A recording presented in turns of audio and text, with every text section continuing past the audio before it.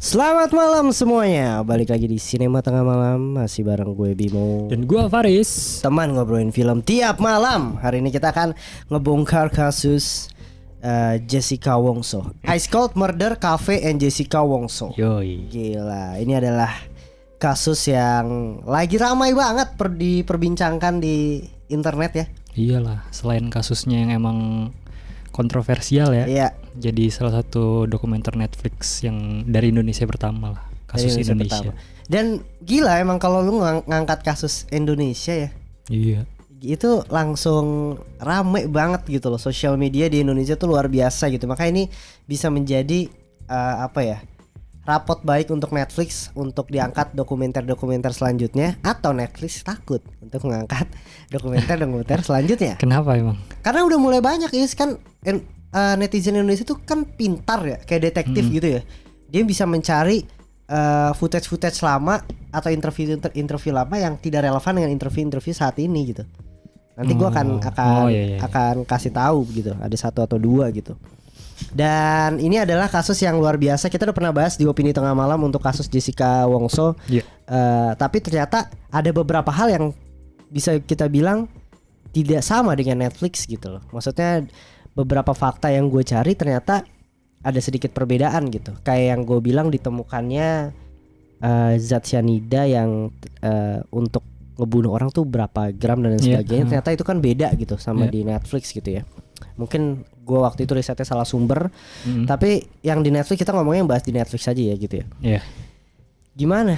Kan berarti di sini ada 2 point of view. Menurut gue kali ini Netflix cukup berimbang.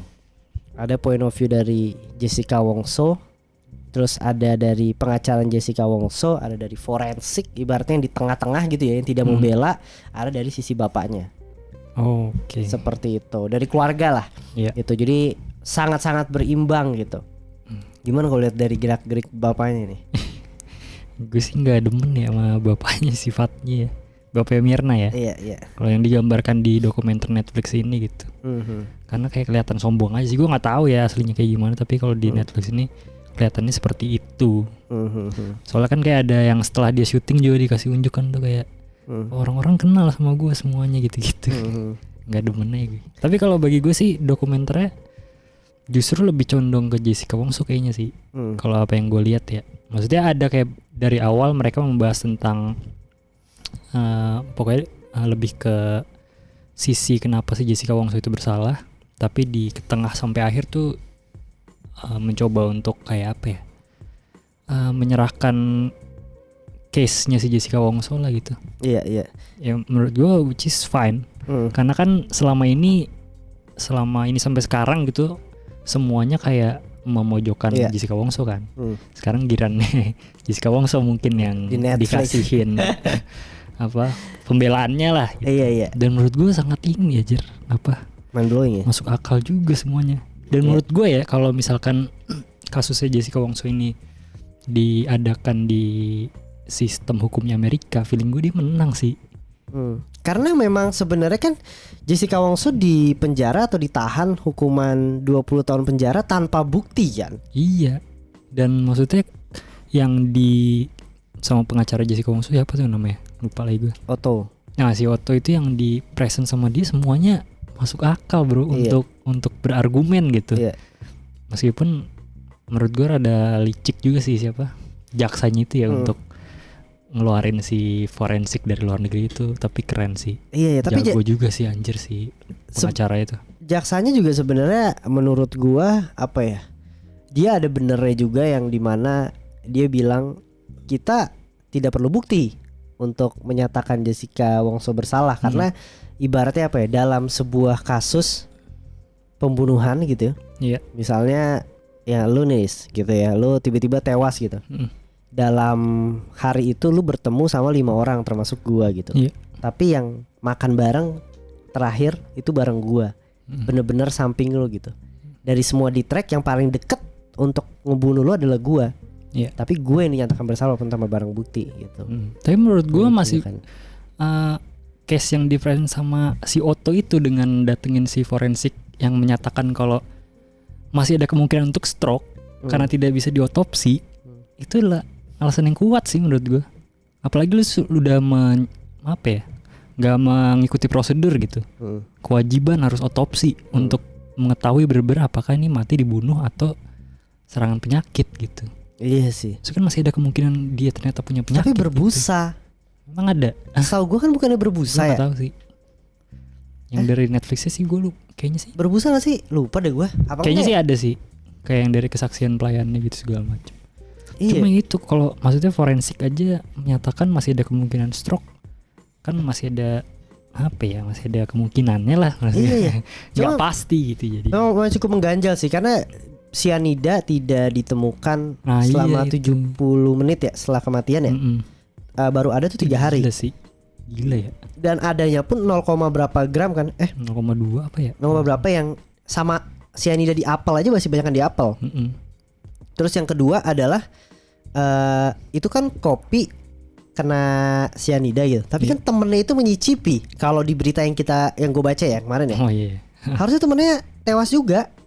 Dan kata ahli forensik yang di Netflix juga bilang kan, uapnya aja bisa bahaya. Bisa bikin orang nggak sadarkan diri. Iya, bisa nggak sadar gitu. Kalau memang sebanyak itu. Gitu. Memang sebanyak itu gitu. Iya sih, emang banyak yang aneh sih.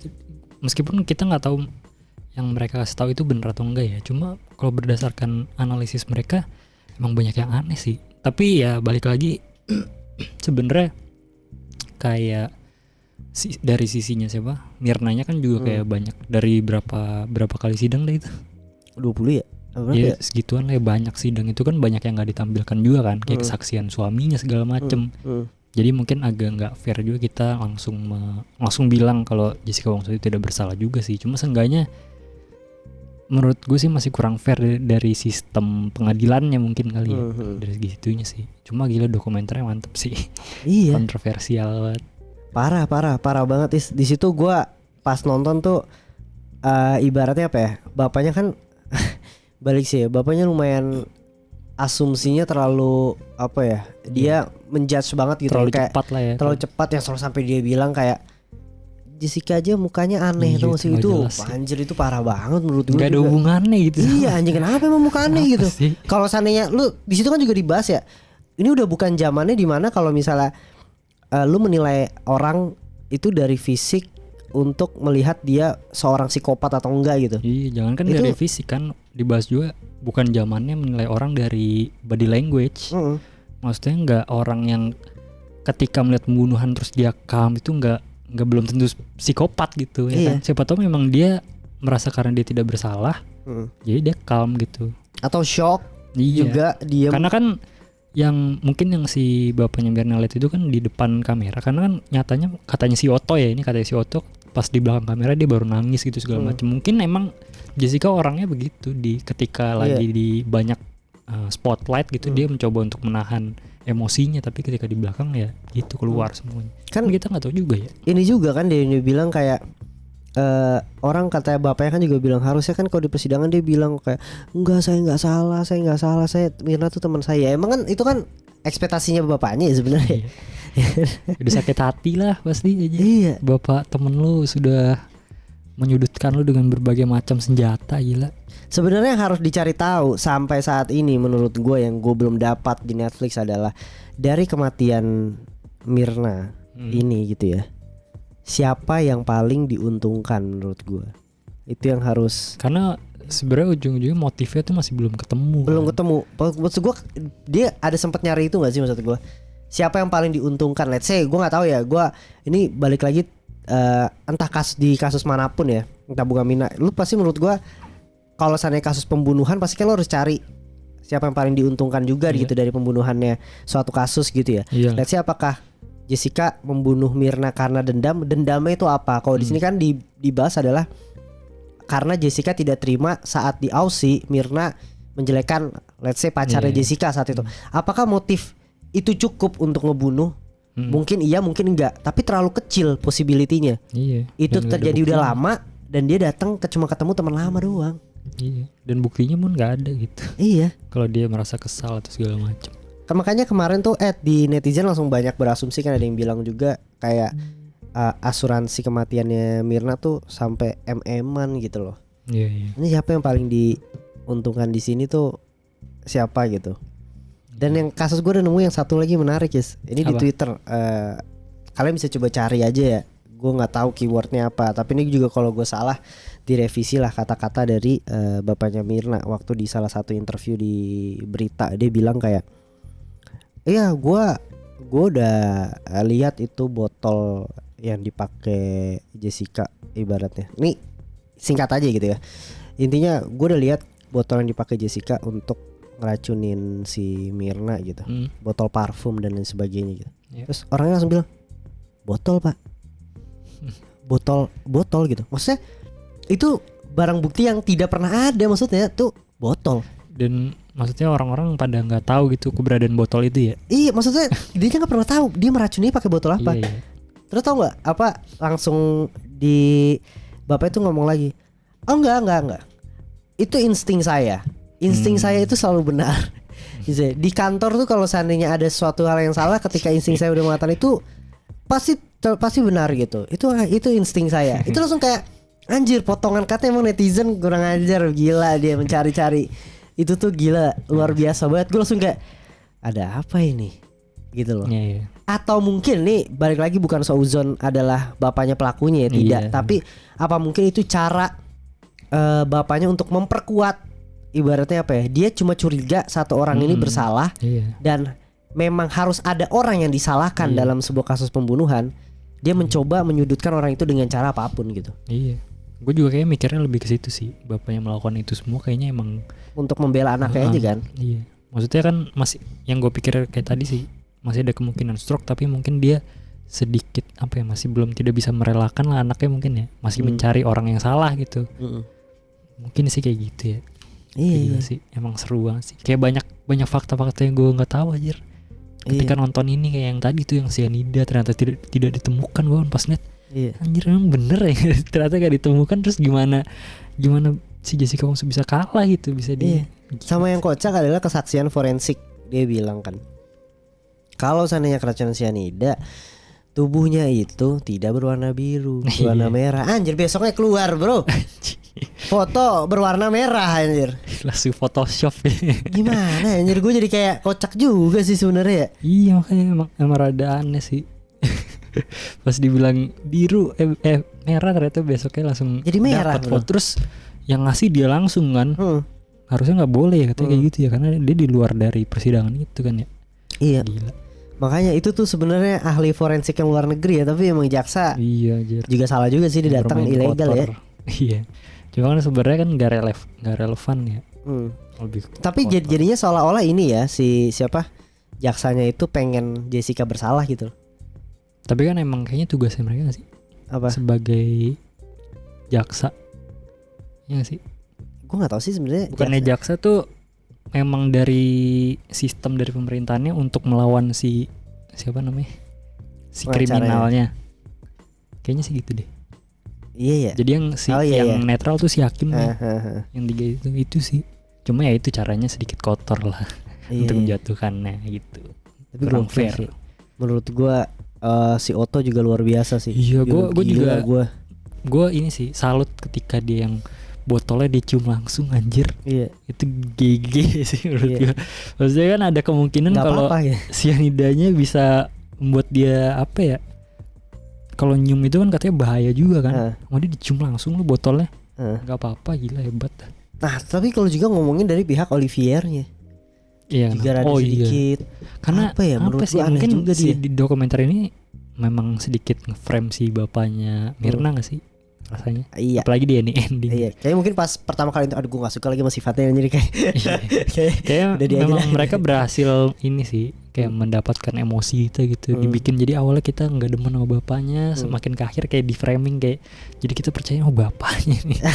Meskipun belum tentu benar gitu ya. Cuma kayak beberapa yang ketika itu kan yang tadi gue bilang di awal, ketika interview selesai terus kayak ditunjukin sifat sombongnya dia, kayak semua orang kenal gue gitu segala macem lah. Jadi kayak nge-framing gue apa ya, tapi ya namanya entertainment ya. Kita jadi terhibur aja nontonnya gimana ya. Itu kalau bilang dari pihak Olivier juga gitu ya. Iya kan ada ini juga kan, yang katanya dia rapat sama Pak Edinya itu kan, bapaknya Mirna. Katanya setelah ada kejadian itu kalian meeting private gitu ya sama bapaknya Mirna. Kalau boleh tahu ngomongin apaan aja gitu. Aduh saya lupa mas. Anjing bisa aja bro. Sama yang ini kan yang dibilang barang bukti itu pas polisi datang udah disegel sama pihak Olivier. Nah iya itu kan harusnya kan disegel polisi kan. Yang kayak gitu-gitu sih menurut gue yang harusnya kalau misalkan di persidangan Amerika gitu ya, yang gue cuma nonton doang sih persidangan Amerika kayak dari film-film, harusnya kayak gitu sih, bener-bener krusial dan nggak boleh salah sih. Apalagi kan dia ada kayak yang masalah itu adalah memindahkan barang bukti ke botol. Iya. Harusnya nggak boleh kan, harusnya tetap di gelas itu. Iya. Kalaupun dipindahin ke botol harus ada catatannya. Nah di sini nggak ada sama sekali. Di situ aja tuh menurut gue itu udah salah banget. Iya. Gak boleh karena barang bukti udah terkontaminasi kan jatuhnya. Iya. Udah nggak valid lah barang buktinya gitu-gitu segala macem sih. Iya. Terus siapa Jessica yang mau tiba-tiba cabut, udah bawa banyak barang di hotel gitu. Itu juga lumayan mencurigakan gitu. Tapi memang apa ya? Gitulah menurut gua kasus ini cukup menghibur kita juga sebenarnya sih, dan menemukan suatu titik ini sih kayak apa? Jadi bener-bener makin pengen tahu deh rasanya. Sama yang dia bilang ini ya, yang pas interview Jessica bilang, "Pak, mohon maaf sudah terlalu dalam seperti harus di stop." Nah akhirnya keluar tuh pernyataan dari gue lupa, pokoknya intinya pihak yang bertanggung jawab, dia bilang katanya dokumenter Netflix tidak minta izin. Mungkin gara-gara itu kali ya. Mungkin gara-gara itu. Tapi aneh sih kalau nah ini kan sekarang dia bilang tidak minta izin nih. Kayaknya nggak mungkin dah. Iya kan, coba deh Netflix tanggapi lebih lanjut, minta izin coba. Feeling gue sih nggak mungkin anjir minta izin. Nggak tahu deh gue. Kalau seandainya dia ngeluarin tidak minta izin, berarti kan seharusnya kalau minta izin boleh nih, lanjutin lagi. Menurut gue gitu udah paling clear tuh. Iya kan. Itu sas banget sih. Kayak aneh aja gitu, kenapa nggak boleh sih interview Jessica Wongso doang aja. Iya. Seru banget sih. Tapi mantap lah. Intinya salah satu dokumenter yang menghibur ya. Iya, menghibur sih. Menghibur banget dari sudut pandang dari bapaknya yang terkadang juga blunder dari segi percakapannya juga. Mohon maaf Mirna kalau bapak banyak main cewek. Aduh itu juga kocak anjir. Kenapa gak di-cut sih sama Netflix anjir? Kayaknya emang sengaja anjir bikin kayak anjir bapaknya aneh gitu, kayak pengen menanamkan itu ke kita gitu loh, bikin dan dramatis. Dari segi sifat bapaknya gitu ya, tipe yang bodoh amat juga sih. Maksudnya? Ketika dia bilang tipe yang lumayan arogan sama bodoh amat tuh jadi kayak yang pas Pak tapi ini saya tayangin gini. Ah udah silakan lah, kalian tayangin lah gitu. Kayak gitu deh tipenya yang menurut gue ya. Iya sih. Kalau kita Pak yang bener aja, yang cut aja gitu loh. Dan juga sebenarnya ada curiga adalah anaknya yang satu sekembarannya itu di Aussie gitu kan. Dipindah pokoknya gue gak tahu di satu negara di Jerman. Dia bilang menjauh mencari ketenangan aja gitu. Maksudnya kayak kenapa nggak sama bapaknya gitu. Gue jadi curiga nih ada apa sebenarnya anaknya yang satu lagi sama bapaknya gitu kan. Iya, itu sih. Nggak tahu sih sebenarnya yang terjadi, cuma gue makin kepo jadi setelah nonton ini. Karena kan kita sebenarnya masih belum dapat jawaban meskipun dokumenter ini memberikan banyak fakta-fakta baru yang mendukung Jessica Wongso, tapi ujung-ujungnya kita masih belum dapat jawaban sebenarnya. Iya kan? Masih gantung. Sama sekali gantung. Kepo gue jadi. Menarik lah, kalian tonton aja dari pertama aja udah baru berapa detik awal kalian udah melihat, lu udah bisa membayangkan bapaknya ke depannya akan ngomong seperti apa ketika dibilang lu bawa senjata ya. Anjir ini mafia nih jadi gitu. Ya kocaknya ngeri deh ini kru Netflix ya. Pak. Hari ini ke depan Pak. Kocak aja megang senjata takut. Aduh ya udahlah. Segitu aja ya dari seru sih gue. Semoga kesuksesan dokumenter ini jadi Netflix jadi pengen bikin dokumenter sekitaran Indonesia lagi. Iya. Karena banyak loh crime gitu. Crime maksudnya kematian yang diracun ya. Tapi ada cameo lihat sih. Siapa anjir? Cameo polisi. Masa gak lihat sih? Siapa? Ada Serdi Fambo. Oh iya. Ada. Ntar coba kalian yang nonton ya guys ya, apa kalian melihat Easter egg atau cameo? Gila bro, kalau sampai ada Fambo. Jadi kayaknya dia emang yang nanganin salah satu kasusnya. Nah itu bisa jadi konspirasi lagi kali ya. Iya kan, bisa jadi kan apa, di dokumenter juga dibahas kan kayak image polisi kan jadi buruk tuh karena nanganinnya buruk lah kasusnya, terus lama segala macam, jadi harus dapat tersangka gitu segala macam. Jadi kalian nonton aja deh tuh guys, kalau kalian bisa spot Easter egg-nya Gila, Serdi apa Fambo. jangan-jangan sih apa namanya Netflix ini itu adalah episode 2-nya ya dokumenter ya. Iya sih kayak Akan ada gitu loh. Easter egg untuk yang berikutnya ya, konspirasi berikutnya. Gua akuin kalau Netflix bisa luar biasa loh. FS Gila. Luar biasa loh Netflix kalau seandainya berhasil. Oke lah, paling segitu aja ya. Yoi. Untuk apa ya, discuss tentang Ice Cold Murder Cafe And Jessica. dan Jessica Wongso. Segitu aja dari podcast ini Tengah Malam. Jangan lupa like, subscribe, sama komen ya. Juga share-share ke teman kalian. Sampai ketemu di episode berikutnya. Bye, selamat malam.